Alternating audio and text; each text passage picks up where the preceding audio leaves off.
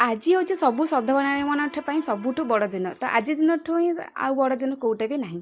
ତ ସେଥିପାଇଁ ସକାଳୁ ସକାଳୁ ମୋ ପାଇଁ ଯେହେତୁ ଆଜି ପ୍ରଥମ ଥର ଥିଲା, ତ ସେଥିପାଇଁ ସକାଳୁ ସକାଳୁ ବୋଉ ମୁଁ ଆମେ ସମସ୍ତେ ଗାଧୁଆ ପାଧୁଆ କରି ସଜବାଜ ହେଇକି ଆମେ ପଳେଇ ଆସିଲୁ ମନ୍ଦିର।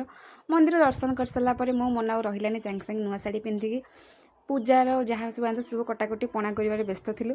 ଆମେ ସମସ୍ତେ ପଣା ସାରି ସାରିଲା ପରେ ମୁଁ ଟିକେ ମୋ ପତିଦେବଙ୍କ ପାଖରେ ଆସି ଦେଖେଇଥିଲି, ଦେଖ ମୁଁ କେମିତି ଦେଖାଯାଉଛି। ତାପରେ ଆମେ ପୂଜା କରିବା ପାଇଁ ବାହାରି ଯାଇଥିଲୁ। ପତିଦେବଙ୍କ ହାତରେ ସିନ୍ଦୁର ପିନ୍ଧିଲା ପରେ ଶାନ୍ତି ଆଉ କଲେ ନ ସରେ। ସେ ମୋତେ ଖୁସିରେ ଖୁସିରେ ସୁନ୍ଦର ଲଗାଇ ଦେଇଥିଲେ, ମୁଁ ବି ବହୁତ ଶାନ୍ତିରେ ଲଗାଇଦେଲି। ତାପରେ ଏତେ ଜୋରରେ ଭୋକ ଲାଗିଲା କହିଲେ ନ ସରେ, ମୁଁ ତ ଯାଇକି ଧୁମ୍ ଦିନ ଏତେ ସବୁ ପଣା କେତେ ଧୁମ୍ ଧୁମ୍ କରି ପିଇଦେଲି।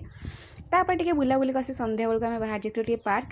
ବାପାଙ୍କ ଦୋକାନ ଯାଇକି ସବୁ ପ୍ରଥମେ ଆମେ ସବୁ ଜୁସ୍ ଫୁସ୍ ଯାହା ବି କୁରକୁରି ଲେକ୍ସ ସବୁ ପ୍ୟାକିଂ କରିଦେଇଥିଲୁ। ତାପରେ ପଳେଇ ଆସିଥିଲୁ ଆମେ ପାର୍କ।